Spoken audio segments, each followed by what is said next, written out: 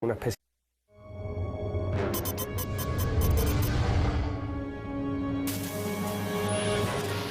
Ven acercarse algo, dos formas humanoides que vestían una especie de túnica de gran altura. Ser muy alto, de color verdoso, ellos llegan a disparar hasta 500 balas. Aseguró haber viajado a la Luna, donde había una comunidad de extraterrestres. Se abrió una compuerta y Daniel Fry entró en su interior.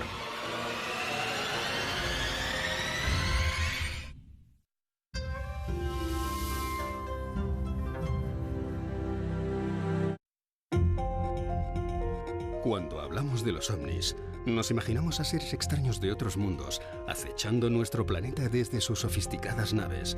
Sin embargo, es posible que tanto este fenómeno como otros muchos, que actualmente escapan a nuestra comprensión, se deban a causas aún más fascinantes. La cuestión es hasta qué punto, si existen criaturas inteligentes que habitan en otras dimensiones, ellos están interactuando conscientemente con nosotros o les pasa como a nosotros, que no somos conscientes de lo que son. Según numerosos relatos, parece que en nuestro mundo existen ciertos lugares que desafían las leyes físicas que conocemos y que podrían albergar conexiones con otras realidades. Que escuchando el trino de un pájaro se queda dormido. Cuando vuelve a la realidad se da cuenta de que han pasado 300 años. Y lo más inquietante es que quizás estas enigmáticas entidades puedan trasladar a seres humanos fuera de su tiempo y espacio. Observa algo que está estacionado en la carretera y al despertar su mundo ya no es su mundo. Es como si hubiera estado viviendo otra vida.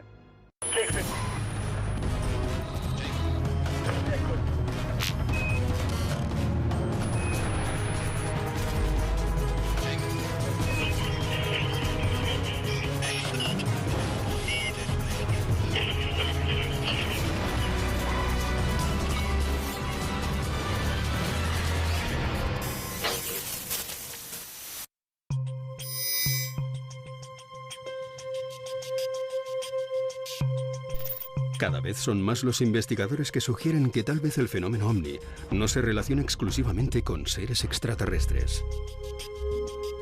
Yo creo que hoy en día es más fácil pensar y mucho más razonable que el fenómeno ovni no tiene tanto que ver con extraterrestres como con lo que ya está defendiendo la física teórica. Quizás uno de los abanderados sea el físico Michio Kaku, que defiende que más allá de nuestras 3-4 dimensiones, que son las que manejamos, hay más dimensiones y que en un momento determinado se pueden producir una serie de rupturas, de aperturas, de paradojas, en las que algo se abre y criaturas de otras dimensiones, de una forma u otra, se cuelan en nuestra realidad. Existen numerosas filmaciones en donde se ven objetos voladores no identificados que parece que se están materializando en nuestra dimensión. Es decir, parece más bien un fenómeno dimensional más que extraterrestre. Desde mi punto de vista, el fenómeno ovni tiene mucho más que ver con la existencia de inteligencias de otras dimensiones que están, de algún modo, contactando o interactuando con nosotros. O, ¿por qué no?, alguna clase de viajeros del futuro. Quizás una de las leyendas urbanas más bonitas y a la vez más creída por cientos, por miles de personas en todo el mundo sea la de los viajeros en el tiempo.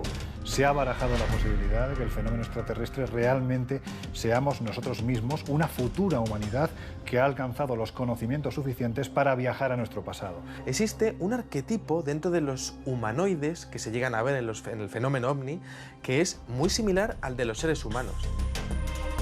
Es prácticamente como si estuviésemos viendo viajeros del tiempo que estuviesen presentándose aquí o para estudiar cómo era nuestra historia, cómo era nuestra civilización o para cambiar algunas cosas de la historia. De hecho, las características de los seres que protagonizan la mayoría de los casos de abducción, seres de pequeño tamaño, con una cabeza enormemente desproporcionada respecto a su cuerpo, con unos ojos también enormes, una boca pequeña y un cuerpo que es prácticamente nada, ¿no? Probablemente en el futuro la constitución de los seres humanos tenderá a eso. Cada vez utilizaremos más nuestro cerebro y cada vez será menos necesario el uso de nuestro cuerpo físico, de nuestros brazos, de nuestras manos, porque cada vez hacemos menos ejercicio físico y lo que primará es el cerebro. Y hay quien dice que esos seres en realidad somos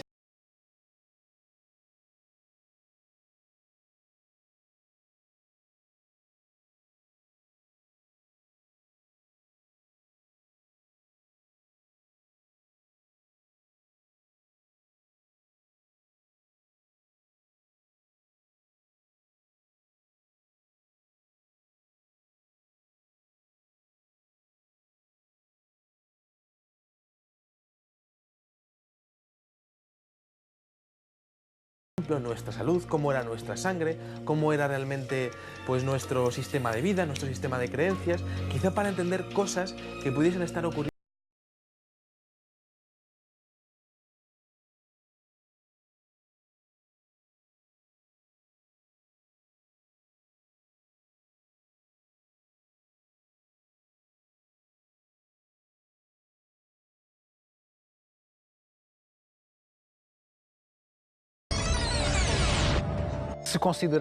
Si consideramos la hipótesis de los observadores, conseguiremos comprender el problema de esto.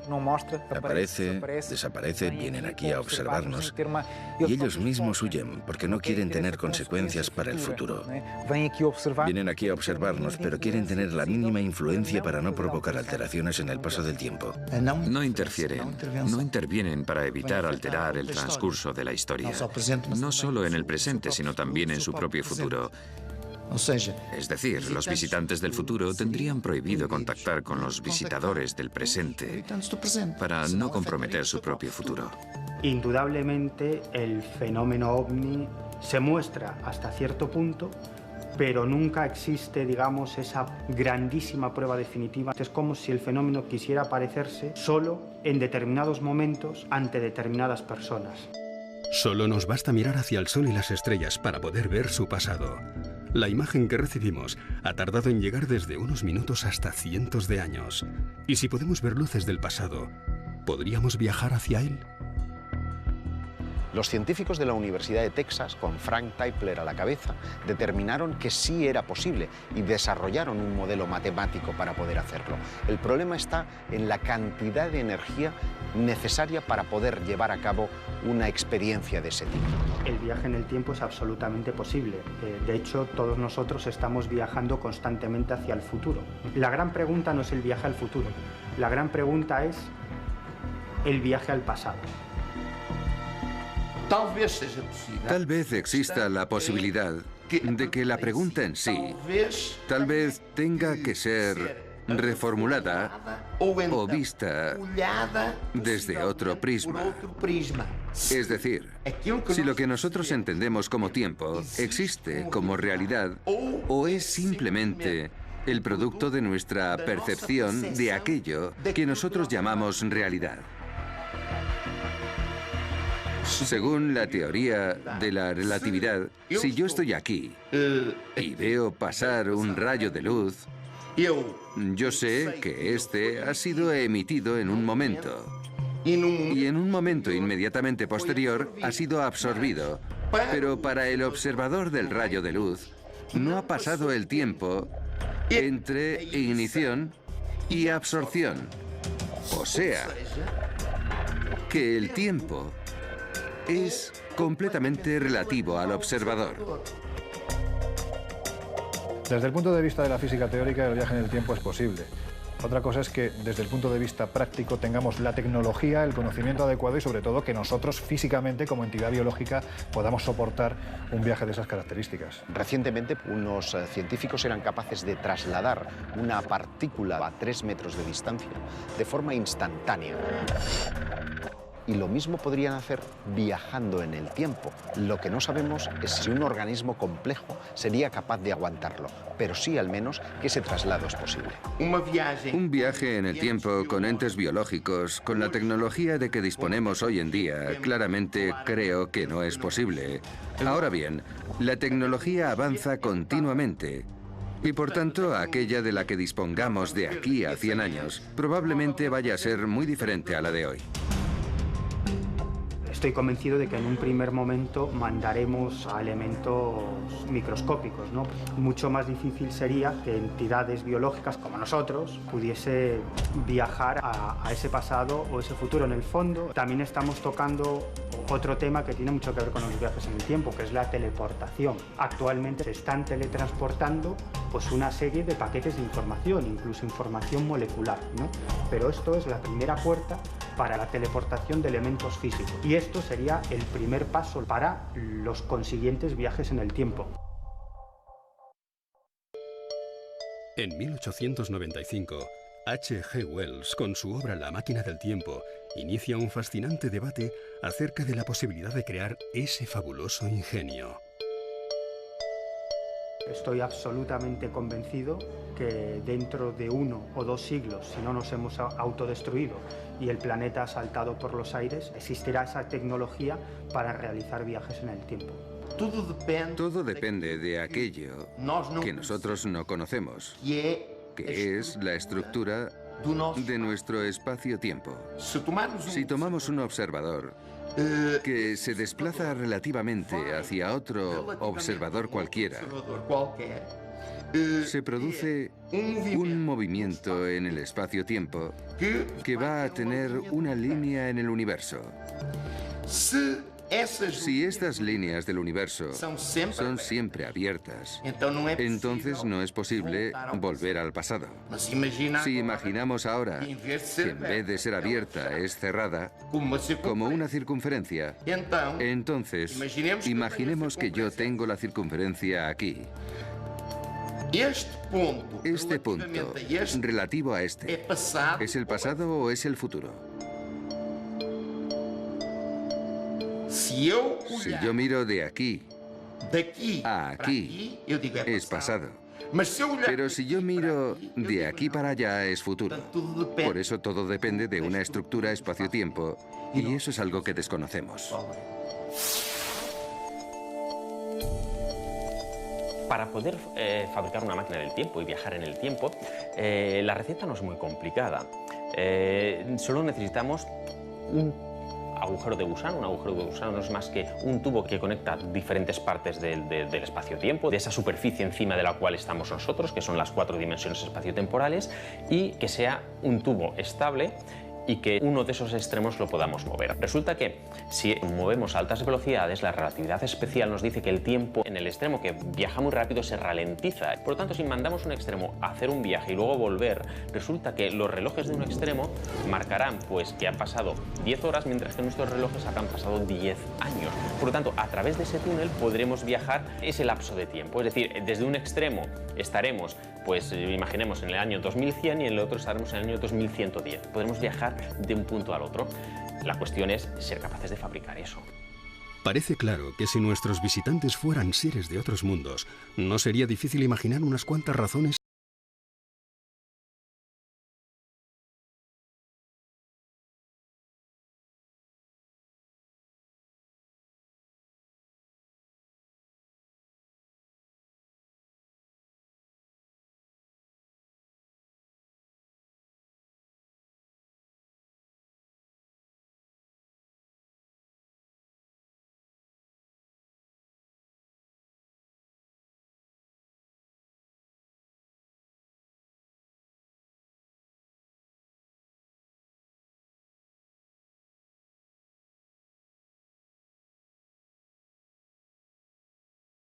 que la curiosidad, que es lo que ha movido a los humanos durante toda la historia, el saber qué ocurrió en el lugar del que nosotros venimos. Es decir, algo así como si yo te preguntara, ¿te gustaría viajar a la época en la que Colón decidió descubrir América o en la que murió Jesucristo?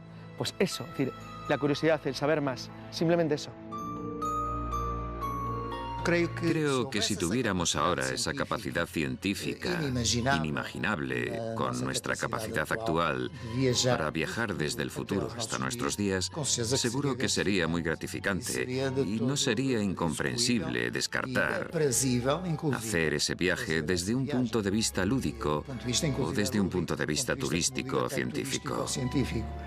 Sería tal vez interesante, en esa exclusión desde el punto de vista turístico o científico, analizar desde la perspectiva del futuro la situación de nuestro presente, para que nuestros descendientes verificaran con sus propios ojos la vida de sus antepasados, sus limitaciones, sus dudas, sus temores y sus miedos.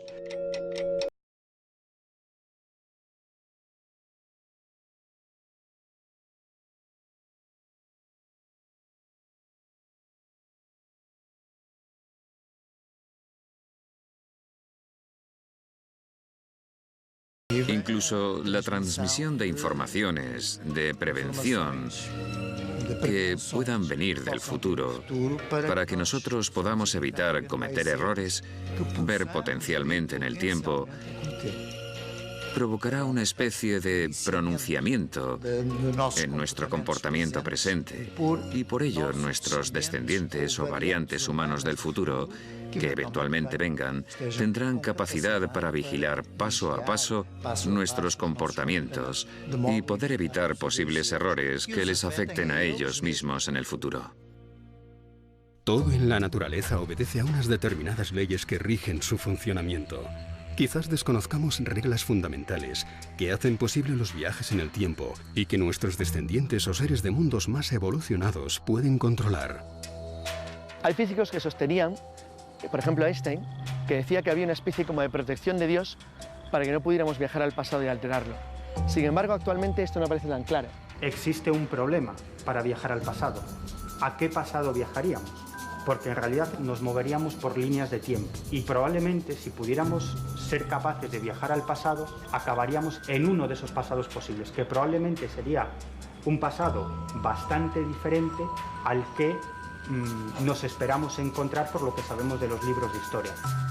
Y una vez que esos viajeros decidan regresar al momento actual desde ese pasado, tampoco regresarían al momento actual, regresarían a uno de los momentos actuales posibles moviéndose a través de líneas de tiempo. Es decir, que esos viajeros del pasado quizás cuando llegasen aquí se encontrarían con que su mujer no es su mujer, o que su casa no es su casa, o que trabajan en otro lugar, ¿no? Por eso esa es la paradoja y la problemática desde el punto de vista de la física teórica de los viajes en el tiempo.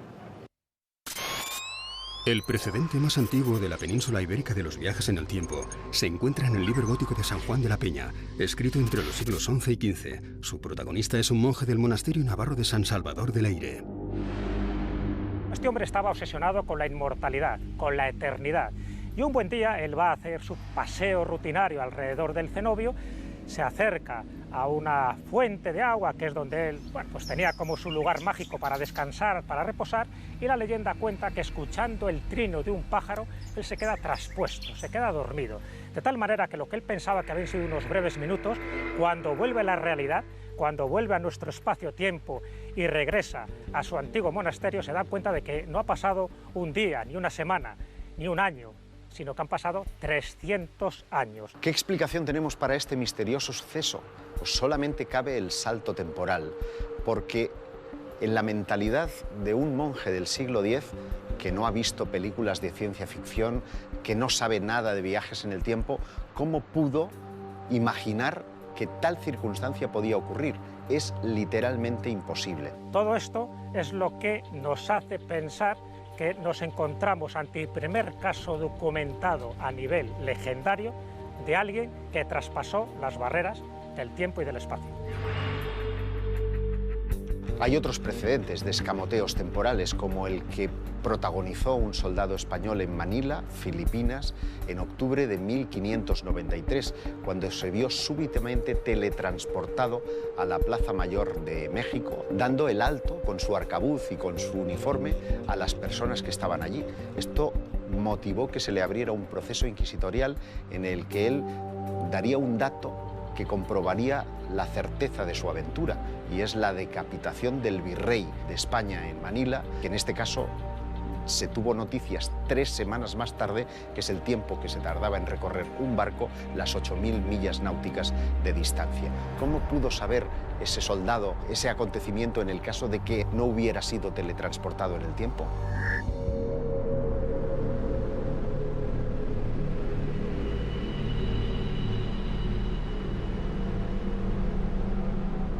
Jenny Randles es una de las grandes investigadoras que hay ahora mismo en el Reino Unido. Ella planteó la teoría de las tormentas espaciotemporales para decir que puede haber momentos puntuales en los que se produce ese encuentro interdimensional en el que lo que hay en esa otra dimensión puede ser visible por quienes estamos en estas 4 dimensiones nuestras.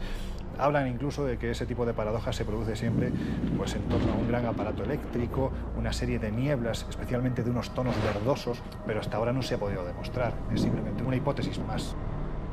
Mi interpretación sería pensar más en una teoría del caos, como si una mariposa moviese las alas en Tokio y causara un temporal en Nueva York. La teoría del caos en que nosotros miramos a la naturaleza y parece todo muy armonioso, miramos a los pájaros y es todo armonía, pero de repente todo puede destruirse en un momento y por tanto de la misma forma, eventualmente el espacio y el tiempo pueden tener estas pequeñas tempestades generadas de nada que a lo mejor permitan algún pasaje casual de algunas entidades. Imaginemos que sean absorbidas por esas entidades y aparezcan por otro lado. Parece que además hay una suerte de lugares con una especial atracción hacia este tipo de fenómenos temporales. Son lo que David Fiedler denominó zonas puerta o zonas ventana, dependiendo de si podíamos entrar en ellas o solamente observar los acontecimientos espaciotemporales. Lugar donde siempre se ha citado la posibilidad de que pueda haber una de estas puertas en el tiempo es el célebre Triángulo de las Bermudas, ¿no? Donde más paradojas, entre comillas, de este tipo se han podido producir, siempre atendiendo a las desapariciones de aviones y barcos que allí se han desarrollado. Por ejemplo, el célebre vuelo 19, el de los Avengers, son 5 aviones que en el año 1945 desaparecen en extrañas circunstancias y no se ha vuelto a saber absolutamente nada de ellos. ¿Se fueron a otra dimensión? Pues ante la falta de explicaciones puede ser una más. Muchos investigadores creen que estas puertas espaciotemporales podrían ser obra de seres extraterrestres y utilizadas como conexión interestelar con sus mundos de procedencia. A través de ellas, podrían acceder a nuestro planeta y capturar personas y objetos terrestres para su estudio. Esvedra, por ejemplo, en las Baleares o Montserrat, que es visitada por miles de personas cada año, parece condensar una cantidad inusualmente anómala de fenómenos extraños. Entonces, todas estas cuestiones que determinan que un lugar se convierta de repente en algo parecido a una puerta que se abre hacia algo que no conocemos, desde el punto de vista de la física, es absurdo. Pero para alguien que analiza las leyendas, la historia del folclore, no hace falta ser un genio para darse cuenta que eso no es casual, que de verdad las personas parecen estar como empujadas, como si fuera por una fuerza extraña, hacia determinados lugares donde se producen fenómenos que en otras partes no ocurren. Otra de las zonas más propensas a esta serie de fenómenos es la Musara, en la provincia de Tarragona. En este pueblo, hace tiempo abandonado, han tenido lugar inquietantes desapariciones. Enrique Martínez Ortiz, un hombre que fue a buscar setas a esta zona de montaña de Tarragona, y en un momento determinado, cuando iba hablando con su compañero, que iba justo delante de él, literalmente se evaporó. No se ha vuelto a saber nada de él, se fue con lo opuesto, que era un chándal, dejó la documentación, dinero, las llaves del coche dentro del propio vehículo y como os digo, no se ha vuelto a saber absolutamente nada de él.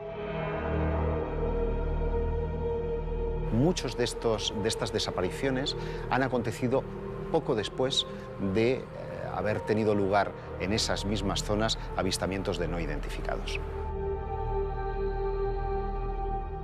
También tenemos quizás otra de las historias más llamativas que se produjeron en este lugar, es la protagonizada por Carlos Estaller, que circulaba por esta zona de alta montaña y en un momento determinado entró en una especie de estado de somnolencia. Y cuando despertó se encontraba junto a la central nuclear, que está varios cientos de kilómetros más lejos. Lo que pasa es que había transcurrido un tiempo muy limitado, apenas 40 minutos. 40 minutos no es suficiente para recorrer este territorio. En la Musara, el tiempo y el espacio parecen entremezclarse de una forma extraordinaria hasta crear bucles que nos conectan con otros universos. Se habla, por ejemplo, de una ciudad que se encuentra en otro plano, en otra dimensión, a la que llaman Villa del Cis, Villa del Cis. La cuestión es que hay una masía justo a la entrada de este despoblado, junto a la cual hay una piedra. Si tú saltas la piedra, lo que dice la tradición es que vas a parar a Villa del Cis. Yo no sé hasta qué punto esta leyenda tiene visos de realidad, pero lo que sí es cierto es que el elevado número de desapariciones que se han producido allí, por lo menos da que pensar.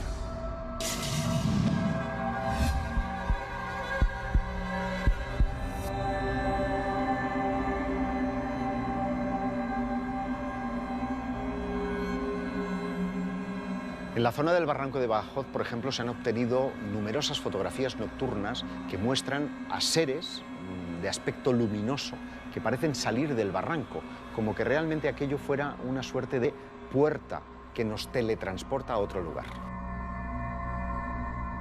Tenemos casos en el que el testigo o la testigo advierte que cuando va caminando por este lugar verdaderamente enigmático y cargado de sucesos extraños, refleja que en un momento determinado ha perdido la noción del espacio, del tiempo, y que cuando ha vuelto a cobrar la conciencia se encontraba en otro lugar. Estaríamos hablando de una ciudad etérea en la que habitan unas criaturas, unos seres que denominan los seres de blanco y que han sido vistos por múltiples testigos, además de los más diversos estratos sociales. Cuando coinciden en los puntos y en las comas gente que jamás se ha visto, pero que han vivido una experiencia similar, la verdad es que te lleva a pensar que algo ocurre en este lugar. Es posible que las hipótesis de los visitantes de otro tiempo y de otros mundos a través de puertas interestelares ya no nos parezca tan remota. Pero llegados a este punto, se nos abre una nueva posibilidad aún más fascinante, y es que el lugar o el tiempo de donde proceden no estuviera en nuestro universo. Parece que efectivamente la hipótesis de que hayan universos paralelos al nuestro que están conviviendo en este mismo espacio es perfectamente plausible. De hecho, la física cuántica está hoy en día trabajando en esa posibilidad, la de que bajo diversas circunstancias esos universos establecerían una suerte de agujero de gusano que comunicaría eventualmente ese paso entre universos. Lo que dice aquí la mecánica cuántica es que si un sistema físico puede tener diferentes futuros, resulta que tiene una probabilidad de que ocurra cada uno de ellos. Y el que ocurra uno o ocurra otro simplemente depende del azar. Y esto pues da lugar, obviamente, a mucha ciencia ficción, pero también da lugar a pensar que podría haber infinitos universos donde en cada universo estemos nosotros con diferentes historias, diferentes futuros, dependiendo de cada una de las decisiones que hayamos tomado a lo largo de nuestra historia. Es decir, que si tenemos que tomar la decisión A o la B, en un universo tomamos la A, en el otro tomamos la B y tenemos vidas diferentes, paralelas diferentes. Si atendemos a la teoría de los multiuniversos, yo parto de la idea de que tenemos que diferenciar que una cosa es precisamente la posibilidad de que existan múltiples universos y luego otra cosa es que existan múltiples dimensiones. Quizás eso es más cercano a lo nuestro. Decía el poeta Eluard que hay otros mundos pero están en este. Y yo creo que cuando decía eso se estaba basando precisamente en esas otras dimensiones que conviven junto a la nuestra, que en momentos puntuales se produce una paradoja que nos permite a nosotros ver e incluso a ellos interactuar con lo que hay en nuestras cuatro dimensiones. Para describir el universo, utilizamos la teoría de la relatividad general de Einstein, que toma la gravedad como la principal fuerza que actúa sobre los cuerpos celestes. Pero a la hora de estudiar el mundo microscópico, usamos la mecánica cuántica. Surge entonces una nueva concepción de la estructura de la materia, la teoría de cuerdas. ¿Qué viene a decir la teoría de cuerdas? Que la esencia de la materia no son partículas subatómicas, sino que nuestros aparatos tecnológicos captan una u otra partícula subatómica, pero no existirían como tal. ¿Qué sería la materia? Por decirlo de algún modo, una especie de cuerda vibrante, que dependiendo de su modo de vibración, nuestros aparatos captarían una u otra partícula. Pero hete aquí lo interesante. Esa cuerda vibrante, la esencia de la materia, tendría que moverse en toda una serie de dimensiones espaciotemporales, de 10 a 26 dimensiones espaciotemporales. Es decir, que para validar la física cuántica actual tendríamos que aceptar la existencia de otras dimensiones espaciotemporales, lo cual abre la puerta a la existencia de esos universos paralelos. No creo que los ovnis sean naves extraterrestres que lleguen a este planeta en una misión exploratoria. Tiendo a pensar que tiene más que ver con inteligencias de otras dimensiones que de algún modo están interaccionando con los seres humanos desde el principio de los tiempos. Hace poco aparecieron las primeras pruebas científicas de la posible existencia de otros universos. En el año 2013, el telescopio espacial Planck capturó una imagen de la radiación cósmica de fondo del universo, es decir, el eco cósmico del inicio de nuestro universo.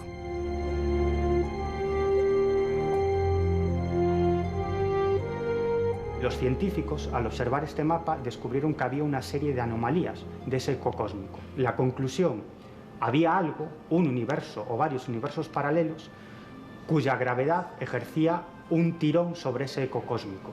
Es decir, que ese mapa de la radiación de fondo del universo sería una prueba de que existen otros universos paralelos que no podemos ver ni captar, pero que también tienen fuerza gravitatoria y que ejercerían un tirón gravitatorio sobre elementos de nuestro mundo. La propia definición de universo paralelo evita que precisamente pueda existir una interconexión entre ambos mundos. Pero, ¿y si no fuera así? Porque constatamos a nivel fenomenológico que hay lugares específicos donde parece que esa frontera, ese límite entre un universo y el otro puede ser vencido. Esa es lo que llamaríamos la interacción cuántica, la posibilidad de intervenir en otro universo paralelo o al revés, que ellos intervengan en el nuestro. Sería fantástico si realmente existiesen muchos universos, poderlos conectar. Eso nos permitiría comprobar que realmente es así. Claro, la cuestión sería entonces que podríamos conectar universos y encontrarnos a nosotros mismos con diferentes historias. Albert Einstein y Nathan Rosen llegaron a la conclusión de que en nuestro universo no solo hay agujeros negros, también existen otro tipo de agujeros que servirían de atajos espaciotemporales, llamados agujeros de gusano. El problema es que sería imposible poder atravesarlos.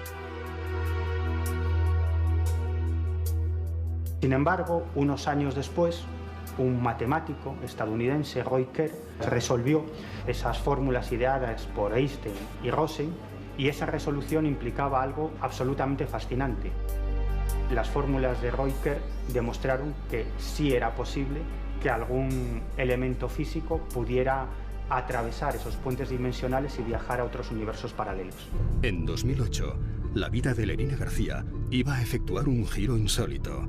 Según su escalofriante testimonio, esta mujer sevillana, tras un posible contacto con una nave extraterrestre, abandonaría de improviso todo aquello cuanto conocía.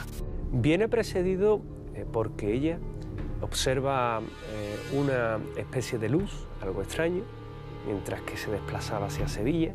Lo que ve es algo que está estacionado en la carretera. Aquello debió de influir de alguna forma sobre la psicología, sobre la psique de nuestra testigo, que a partir de ese momento se comienzan a producir todo este tipo de acontecimientos que tiene en su vida. Tras acostarse, tras dormir, su mundo ya no es su mundo. Al despertar, su marido, del que tiene un recuerdo, ya no es su marido. Tiene un hijo al que recuerda, pero que no es su hijo.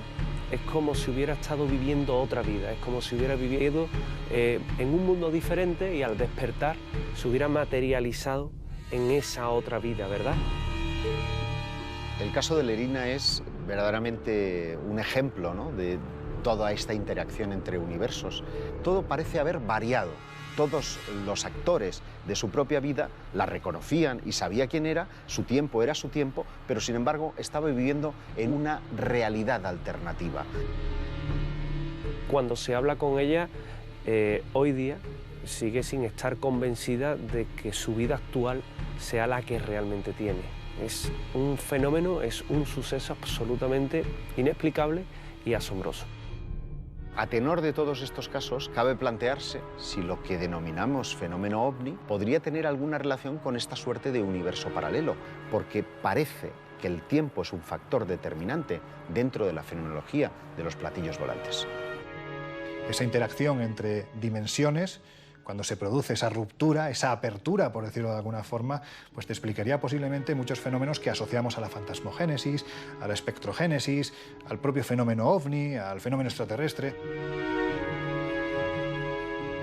La cuestión es hasta qué punto, si ahí existen criaturas inteligentes que habitan en otras dimensiones, ellos están interactuando conscientemente con nosotros o les pasa como a nosotros, que no somos conscientes de lo que son. Stephen Hawking defiende una realidad absolutamente fantástica, la existencia de infinitos universos paralelos conectados por infinitos agujeros de gusano. Desde el punto de vista de la física, no hay nada que impida que alguna clase de inteligencia o artilugio pueda cruzar esos puentes dimensionales entre universos paralelos. Por eso tiendo a pensar que el fenómeno ovni quizás tenga más que ver con esas inteligencias de universos paralelos que de algún modo tienen la capacidad de llegar a nuestro mundo e interactuar con nosotros.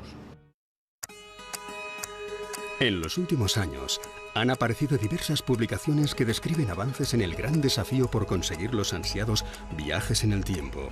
¿Podrá alguna vez la ciencia humana fabricar la visionaria máquina de H.G. Wells?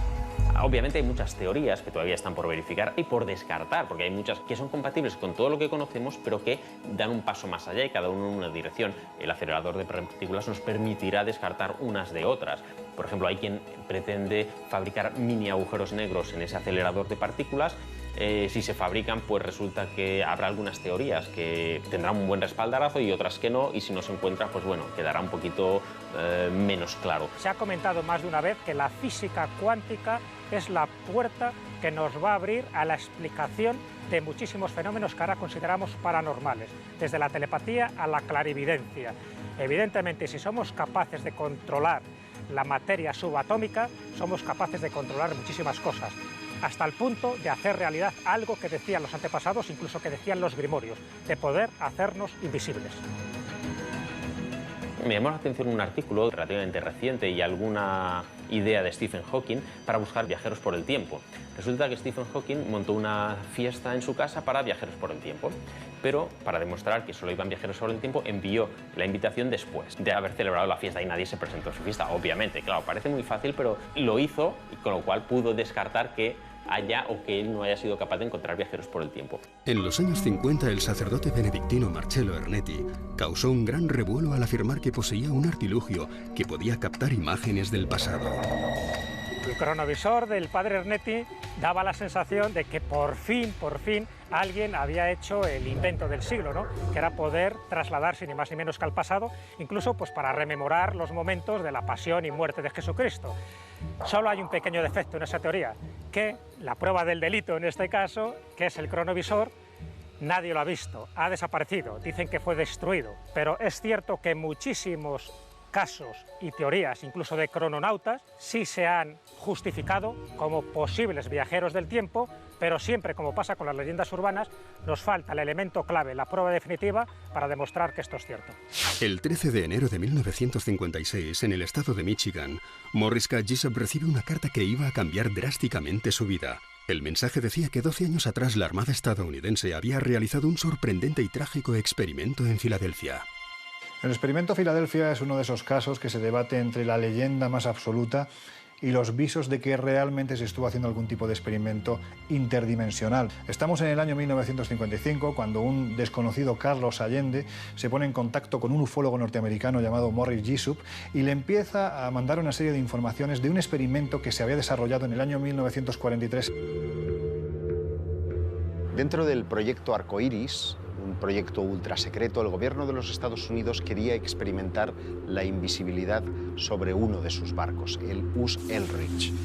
En concreto, se denominó Experimento Filadelfia y consiguió un efecto perverso, porque en lugar de invisibilidad, lo que consiguieron fue teletransportar ese destructor de la Marina estadounidense hasta Norfolk, y el experimento se estaba desarrollando en Filadelfia. Cuando regresó este barco a su puesto original, en el puerto de Filadelfia, fueron cuestión de milésimas de segundo, el experimento, según decía Carlos Allende en uno de sus escritos, fue un auténtico éxito, pero la tripulación que formaba parte de ese barco fue un auténtico fracaso. Porque, según contaba Carlos Allende, los tripulantes aparecieron literalmente incrustados en mitad del fuselaje del barco. Algunos de ellos aparecían completamente calcinados, otros aparecían desorientados. Al Bielek, que ya murió, dice haber estado durante esa experiencia y habla de que el barco pasó de 1943 a 1983 y después regresó al pasado. Posteriormente, en los años 80, se volvió a intentar repetir esta experiencia. Cuando él habla de que regresa al pasado, al año 43, lo hace con la misión de terminar la experiencia, porque de hecho la experiencia inicial fue nefasta. ¿Qué hay detrás de la certeza de que este experimento se llevó a cabo? Bueno, hay una serie de informes verdaderamente interesantes basados en los estudios que hizo uno de los grandes genios del siglo XX llamado Nikola Tesla. Cuando Nikola Tesla muere, muy poquito antes de que terminara la Segunda Guerra Mundial, sus archivos fueron confiscados por el FBI y se supone que el experimento Filadelfia fue causa y efecto de los documentos que manejaba Nikola Tesla. Pero al no estar la persona que había ideado ese experimento, no se llevó a efectos correctos y pasó lo que pasó. Por lo tanto, quizás si el experimento Filadelfia fue real, el que lo propició fue Nikola Tesla. Lo que cabe preguntarse es si después de este experimento la Marina siguió llevando a cabo cuestiones parecidas y, en consecuencia, hasta dónde han podido avanzar dentro de los experimentos de teletransporte o de invisibilidad. No lo sabemos. Sí sabemos que han habido líneas de investigación relacionadas directamente con la teletransportación de partículas y que hoy día, en pleno siglo XXI, el teletransporte figura como uno de los objetivos que la ciencia se marca para un futuro inmediato. Seres de otros planetas, de otros universos o viajeros del tiempo. La pregunta permanece en respuesta al fenómeno ovni. Para resolver el enigma sería necesario una prueba definitiva. Es difícil llegar a conclusiones respecto a qué constituiría una prueba definitiva de los viajes en el tiempo. Seguramente la respuesta la vamos a encontrar en la misma medida en la que la ciencia avance y consiga pasos importantes y significativos en el tema de los viajes temporales. La prueba necesaria sería que encontrásemos un agujero o cola de gusano y entonces consiguiéramos formular una topología para el espacio-tiempo que contuviera esos agujeros de gusano. Desde el punto de vista de la física, es posible el viaje en el tiempo. El único problema es tecnológico y sobre todo energético, porque tendríamos que disponer de tal cantidad de energía que hoy en día es absolutamente imposible. Las tormentas en el tiempo explicarían muchos de los sucesos que se han producido en los que el testigo de repente pasa de estar en un lugar a estar a miles de kilómetros de distancia cuando apenas han transcurrido unos minutos. Yo mismo he tenido la oportunidad de recopilar decenas y decenas de casos de personas, de individuos que han vivido fenómenos de teleportación espacial, de salto instantáneo en el espacio y también de teleportaciones temporales, de personas que han vivido esas tormentas temporales o anomalías espaciotemporales. Incidentes como el experimento Filadelfia o leyendas como la del monje de Leyre ponen sobre la mesa la posibilidad de los viajes temporales. Y lo que es más inquietante, y es que tarde o temprano tendremos el reconocimiento oficial por parte de la ciencia y los gobiernos de que tales viajes son posibles y que tal vez esto que denominamos ovni tenga una relación directa, única y exclusivamente con el ser humano.